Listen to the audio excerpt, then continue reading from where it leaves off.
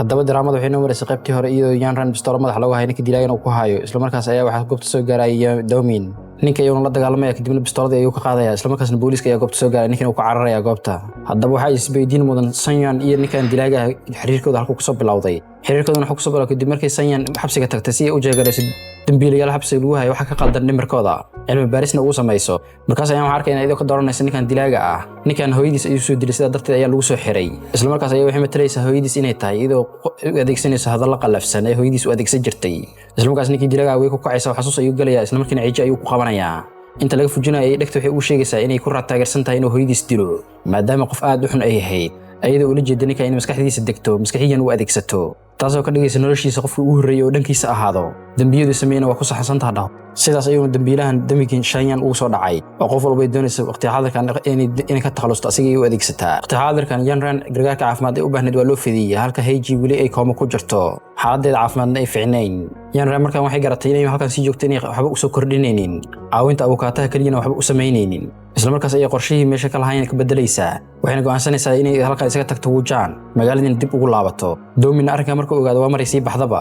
Heijina waxay keenaysaa isbitaalka ugu qatarsan ay sawir ku yaalo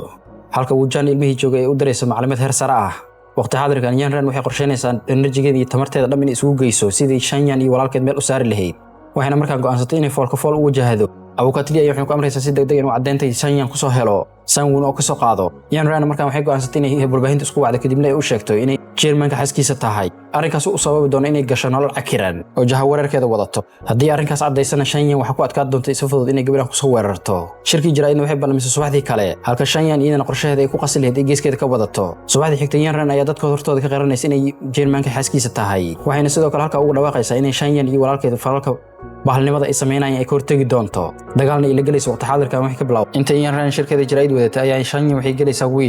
wiishkana waxa saarnaaneen waxay kadibna ninkii ay soo deganayo kadibna Sanyan oo qorta ka dhaawacan oo dhiig ka socda ayaa ka soo degaysa idana banaanka ayay ku soo dhacaysa isla markaas dhacdadan eedeeda ayaa dusha loo saaray Yan Ran maadaama shirka jiraayid ay ku sheegtay inay Sanyan ka hortagayso sheekadan waxa uu sii dareysay kadib markuu ninkii wax dhibaatada geystay oo saldhigga booliiska isku dhiibo una sheegay inay soo adeegsatay Yan Ran asagoo cadeemo wato ninkan hawshan waxa uu soo diray Yan Ran hooyadeed ay lacag u dirtay si ay ugu tagto meesha lacagtaas ay soo dirtay in cadeen ugu dhigayaan dhacdadan kadib Yan Ran hooyadeed message ay waxay soo diraysaa Sanyan ayadoo ku dhayso hawshaada waa ku fulinay isla markaas Sanyan 500 milyan ay u diraysaa iyadana Yan Ran hooyadeedna lacag darteed gabarteeda xitay waxay diyaar u tahay inay disho oo muhiimadooda in nolosha waxa waaye in lacag hesho dhanka kale abukaatili ayaa waxa soo cay kooxda gaangistaradeed waxayna ku sheegayaan inay warbixin u hayaan meel ayna ku balaminayaan goobtii lagu balamiyo markuu tagan wuxuu ogaanay in dabin loo dhigay Sanyan ay arkaya meesha ku sugaysay Sanyan qorsheeda markaan wuxuu yahay Yan Ran qof caawis inay weyso kadibna baxar ay dhaxda ka gasho isku day dhan walba ayna isku dayaysaa si abukaata u wareejiso Yan Ran haddaba su'aasha meesha taala ayaa waxay tahay Yan Ran badbaadi kartaa iyadoo caawin ka helayna abukaatili walba ahaato Yan Ran waxa laga wacayaa saldhigga booliiska si su'aal loogu weydiiyo kiiskani dambiilahan nin kale maahan waa ninkii hooyadeed qabay oo adeerkeed ah yaraanteedan dhibaatay jiray wuxuuna isku dayay Yan Ran inuu dambiga dhumtush ka saaro laakiin wuxuu la socon Yan Ran inay cadeyn wadatay hooyadeed waxaan dhamarqay qorsheynaysan naqd laga duubay waxayna arkaan u xil saaratay hooyadeed naagta saaxiibteed ahayd maadaama idoo ag joogto waxaanaba ay sameynaysay kadibna iyada ay u duubtay cadeynta ay soo bandhigtay darteed ayaa si ku meel gaar loo deynayay Yan Ran laakiin kiiska uu socdaa mar walba uu wici karaa booliiska isla markii ka soo baxday abukaatihi soo istaagay meesha abukaatini qolada gaangistarada ay ku soo baxsaday kadib markii xirxireen ayuu koolada intuu derbiga iska jaro as meesha sarneed oo iska dhameystir inta kale ayuu taleefankiisa intuu qaato ayuu daaqada ka boodaya kadibna bluetooth ka taleefankiisa ayuu gaarigiisa u isticmaalay sida ay ku soo baxsanaya halka Shanku uu qorsheynay inuu wadanka ka baxsado kadibna wuxuu tagayaa in dadka tahriibiyo ninkii ayaana ka codsanaya 30 milyan Shanyuna kaararka bangigiisa dhamaan waa la xanibay oo wax lacag uu ka baxsan kara ma jiraan sida darteed Yan Ran ayuu soo wacay kadibna wuxuu ka codsanay in lacagta ka bixiso dhiil ayuu la galayaa inuu cadeynta ku wareeji doono dhanka kale Domin wuxuu helayaa sawir uu ka tagay dilaagi kadibna sawirka dushiisa ayuu ku arkay magac Ingiriis ku qoran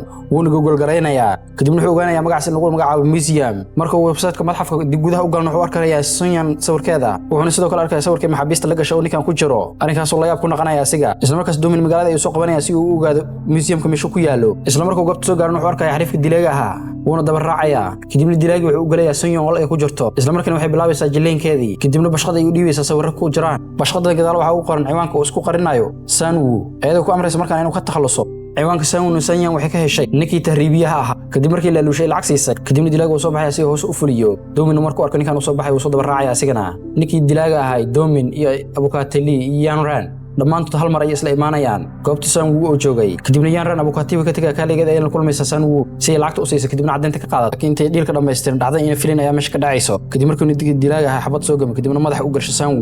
Woo halka ayuu ku geeriyoonaya Yan Ran gaari gadaashiisa ay ku gambanaysaa ugu dambeyn ninkii dilaaga ay dhaawacaysaa kadibna bistoolada madax u qabanaysaa ayadoo weydiinaysa sababta uu dilay wayna iska fahmaysaa Sun Yan inay amarka soo siiso markaas ay ku qalinaysaa sidee walaalkeed ku dili kartaa naagtaani miyay waalan tahay waxaan la yaab ku sii naqanayso kadib markii ninka isla goobtaas ku dilo Domin iyo abukaati maadaama ay meesha kaga dhawaan xabadii ay maqleen wayna soo cararayaan isla goobta ay soo gaarayaan isla markii goobta soo gaarana booliska ayaa sayrinteeda maqlayaan oo ambalaasta booliska ayaa soo yeerayso dhinac walba fiirina booliska ayaa ka jiro oo meel ay ku baxsadaan ma leh Domin Shan Yan ayaa hore ugu shaqaysay inay ku dhacaan isla markaas ayaa bistoolada laga qaaday kadibna farahida ayaa laga tirtirayaa Domin ayaana ka codsanaya inay goobta u tagaan asiga si uu booliisku ugu mashquuliyo halka Yan Ran ay ku qalinayso meeshan ugu tagi karna Domin laakiin si walba ahaatu ku adkaysanay inay goobta u isaga tagaan abukaati ayaana ka dhacsiinay inay soo deey karaan laakiin hadii ayaga la xiro in cidna soo deey karin sheekadan halka ku soo gabagabeyso ugu dambeyn hamba ay siinaysaa wayna ka ogolaanaysaa abukaati ayaana ku cadaadinaya inay hadii baxsadaan ay ka badbaadi karaan ninkani Domin booliiska intay xireen chance ay heleen ay ku baxsadaan wayna ku baxsanayaan marka waxaan arkaynaa Shan Yan oo meedka walaalka dayayso waxaan halka ka dareemayna si hoos inay dhool cadeynayso sidii guusheeda ugu dambeysay inay gaartay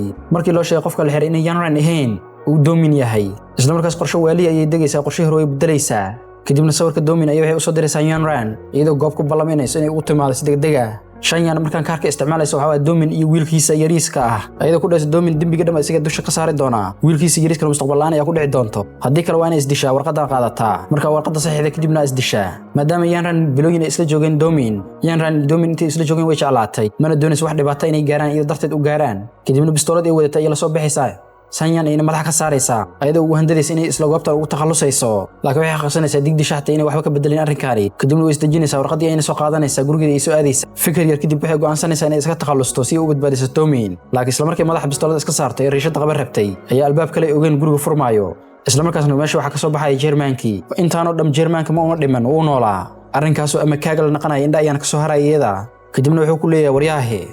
qorshahan macaynkaanba iska takhalusi rabtaa